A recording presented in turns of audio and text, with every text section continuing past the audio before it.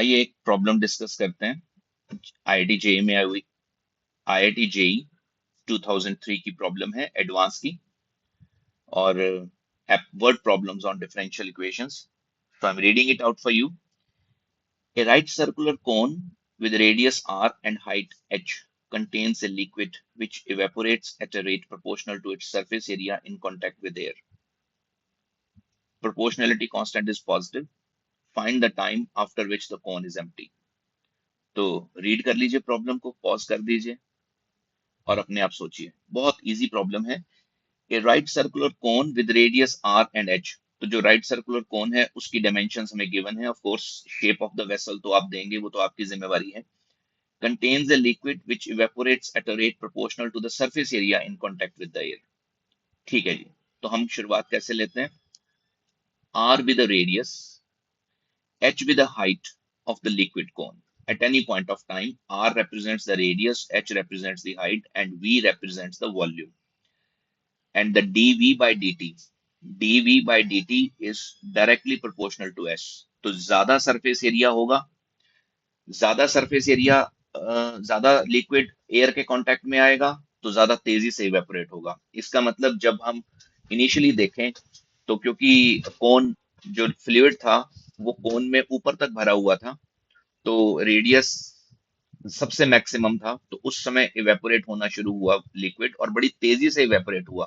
और जैसे जैसे टाइम बीतता जाएगा रेट ऑफ इवेपोरेशन भी कम होता जाएगा। तो वॉल्यूम तो कम हो ही रहा है, उसका प्रभाव रेट पे पड़ रहा है। So at every point of time the rate of evaporation is different. हाँ जी, तो यहां पर आता है कि dv by dt is directly proportional to the surface area. Surface area in contact with air, ये मैंने यहां डिफाइन कर दिया। k is the constant of proportionality, लेकिन मैं माइनस अपनी तरफ से लगाऊंगा क्योंकि dv by dt is negative. जैसे जैसे टाइम पास हो रहा है तो वॉल्यूम में गिरावट आ रही है। तो dv by dt is equal to this. Surface area की वैल्यू मैं पुट कर देता हूँ। ठीक। तो dv by dt is a function of r। तो अब मुझे वॉल्यूम लिखना है इन टर्म्स ऑफ r। तो वॉल्यूम का एक्सप्रेशन क्या होता है? Volume of the cone 1/3 pi R square H. But मुझे रिलेशन r में लिखना है, तो मैं h की वैल्यू रिप्लेस कर रहा हूँ r की टर्म्स में। तो यहां से मुझे समझ में आ जाता है कि स्मॉल r और small h, how they are related to each other. क्योंकि वाटर बॉडी की जो शेप है वो आपके कोनिकल वेसल के साथ सेम ही है। तो यहां से बड़ी आसानी से मैं एच की वैल्यू आर की टर्म्स में, स्मॉल आर की टर्म्स में लिख लेता हूं, और ये है volume in terms of R. So volume of the expression in terms of R, मैं यहाँ पर वैल्यू पुट कर देता हूँ वी की, और कांस्टेंट जो है वो सारा बाहर आ जाता है। पाई एच अपॉन 3r बाहर आ जाएगा। तो आर क्यूब की डिफरेंशिएशन करनी है विद रिस्पेक्ट टू टाइम, तो वो आएगा 3r² dr बाई dt। तो काफी कुछ कैंसिल हो जाता है और रिजल्ट आता है dr by D T is equal to this. तो ये मेरी डिफरेंशियल इक्वेशन है जो r और t में है। तो cross multiplication technique and integrating, तो ये मेरे पास सॉल्यूशन आता है। This is journal solution. ये रेडियस और टाइम के बीच का रिलेशन है कि किसी टाइम के ऊपर वाटर बॉडी का रेडियस कितना। तो कांस्टेंट ऑफ इंटीग्रेशन निकालने के लिए when t is zero, the value of the water body, liquid body जो है उसका रेडियस भी कैपिटल आर है। तो जब टाइम जीरो है तो आर की वैल्यू, स्मॉल आर की वैल्यू कैपिटल आर हो जाएगी। तो सी की वैल्यू आप पुट कर दें तो ये रिलेशन आता है आर का, relation I mean radius of the water body and the time का रिलेशन है। और आप चाहते हैं कि खाली हो तो आर की वैल्यू जीरो पुट कर दें। तो जब ये कोन खाली हो जाएगा, लिक्विड सारा इवेपोरेट हो जाएगा, तो आर की वैल्यू, स्मॉल आर की वैल्यू जीरो हो जाएगी। तो वहां से आपको टाइम मिल जाता। Not a difficult question at all. तो आप आराम से इसको अपने आप भी सॉल्व कर सकते थे, इतने क्वेश्चंस मैंने सॉल्व करवाए हैं। तो अच्छा क्वेश्चन था, लेकिन हाँ आईआईटी में आया हुआ था। आज भी इस तरह का क्वेश्चन आपको जेई मेंस में देखने को मिल सकता है। जी, next question please note down the problem. बड़ी लंबी चौड़ी प्रॉब्लम है, ये भी जेई में आई हुई प्रॉब्लम है 1997 में। एडवांस की प्रॉब्लम है, जब सब्जेक्टिव हुआ करता था। क्विकली रीड कर रहा हूं। A and B are two separate reservoirs of water. Capacity of reservoir A is double that of reservoir B। ठीक हो गया। Both the reservoirs are filled completely with water. Their outlets are closed, and then the water is released simultaneously from both the reservoirs. The rate of flow of water out of each reservoir at any instant of time is proportional to the quantity of water in the reservoir at that time. ऐसा ही होता है differential equations. Note down this information. 1 hour after the water is released, the quantity of water in A is 1.5 times the quantity of water in the reservoir B. तो initially A में double था पानी B से, लेकिन 1 घंटे के बाद वो सिर्फ 1.5 गुना हो गया, रह गया. After how many hours do both the reservoirs have same quantity of water?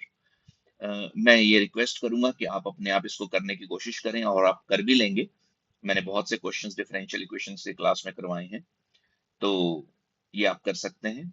आइए जरा क्विकली हम अपना डेटा लिख लेते हैं. ये है रेजर्वायर ए और ये reservoir B. Initial volume it is twice of V naught. Initial volume is V naught. आप इसे कैपेसिटी भी बोल सकते हैं, इनिशियल वॉल्यूम या कैपेसिटी, क्योंकि इनिशियली दोनों reservoirs they are completely filled, पूरी तरह से भरे हुए हैं. अच्छा जी, instant volume is V, capital V, और इसमें जो इंस्टेंट वॉल्यूम है दैट इज स्मॉल वी. आइए जी हम बात करते हैं. dv by dt, the rate of change of volume with respect to time, it is directly proportional to v. साफ लिखा है यहाँ पर, the rate of flow of water out of each reservoir at any instant of time is proportional to the quantity of the water present. तो dv by dt is equal to this. तो constant of proportionality k1 आ जाता है. ये मैं clear कर रहा हूं यहां पर कि k1 की वैल्यू नेगेटिव है. ठीक है, मान लिया जी. तो dv बाई वी, अब ये डिफरेंशियल इक्वेशन बन गई. तो मुझे वॉल्यूम का एक्सप्रेशन टाइम में निकालना है, हर बार की तरह बिल्कुल वैसे ही cross multiplication, variable separable technique.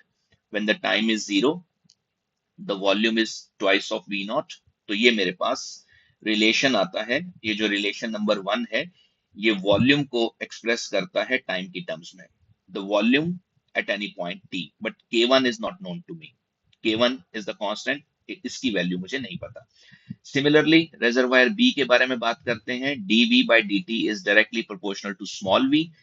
k2 is the constant of proportionality. Same differential equation, variable separate होंगे, v dv upon v और k2 टाइम dt. सिंप्लीफाई होने के बाद ये आपकी डिफरेंशियल इक्वेशन बन जाती है. सेकेंड वाली v की expression in terms of time, मतलब volume of the reservoir B at any point t in terms of the time. Okay, k2 और k1 मुझे नहीं पता. अब आता है वो जो इंफॉर्मेशन दी थी कि 1 घंटे के बाद कुछ स्थिति क्या बदलती है. तो इसमें मैं t की वैल्यू 1 पुट कर देता हूं. This is the volume after 1 hour in the reservoir B, और ये है एक्सप्रेशन वॉल्यूम का ऑफ रेजर्वायर ए. इसमें भी t की वैल्यू 1 पुट कर दें तो ये है v, capital V, volume of the water in the reservoir A after 1 hour, and this is the volume in the reservoir B after 1 hour. Or as per the question, the volume in A is 3 by 2 times the volume in the B. So this is what I'm doing.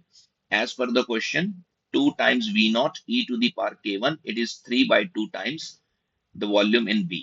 तो जब आप इसको cross multiply करते हैं, sorry V not cancel हो जाएगा, तो E की टर्म्स आप इकट्ठी कर दें, k1 minus k2 is equal to 3/4. तो ये रिलेशन मेरे पास आता है. मुझे नहीं पता k1 कितना है, k2 कितना है, but e to the power k1 k2 कितना. अब चाहते क्या है आप? Now we wish to find the time lapse after which the two reservoirs have same volume.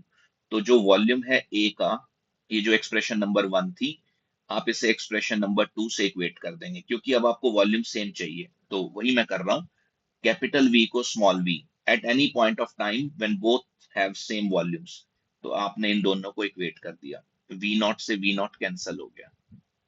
ठीक है ना जी. अब आपने e to the power k/2 वाली टर्म्स इकट्ठी कर ली, और ये 1/2 आप इधर ले आए, और e to the power k1 minus k2 into T. तो इसको पावर रूल में ऐसे लिख लिया. एक्सपोनेंशियल फंक्शन का बिहेवियर मुझे पता है. तो कुल मिलाकर इसकी वैल्यू 3/4 है. अब मेरे पास जगह नहीं थी, मैं नेक्स्ट पेज यूज नहीं करना चाहता, तो मैंने रेड इंक में यहां पर लिख दिया. तो e to the power k1 minus K two, E to the power k1 minus K two, it is 3/4। तो कुल मिलाकर 3/4 raise to the power T is equal to half. ये एक एक्सपोनेंशियल इक्वेशन है। तो क्या कहते हो, एक्सपोनेंशियल इक्वेशन सॉल्व नहीं कर पाओगे क्या? टी की वैल्यू निकालनी है। हाँ, तो जो लेफ्ट हैंड साइड में एक्सपोनेंशियल फॉर्म का बेस है, वो राइट साइड में लॉगरिथमिक फॉर्म का बेस बन जाएगा। फिर मैंने कॉमन लॉग इंट्रोड्यूस कर दिया, कॉमन लॉग यानी कि 10। तो log of 1/2 divided by log of 3/4। तो मेरे ख्याल से लॉगरिथमिक फॉर्मूला लगाए और टी की वैल्यू आ जाती है। बहुत प्यारा क्वेश्चन था। हालांकि इस तरह की डिफरेंशियल इक्वेशन के बहुत सारे क्वेश्चंस हमने क्लास में किए हुए हैं, बट ये थोड़ा लेंथी था। तो बहुत ही प्यारा question. Thank you so much.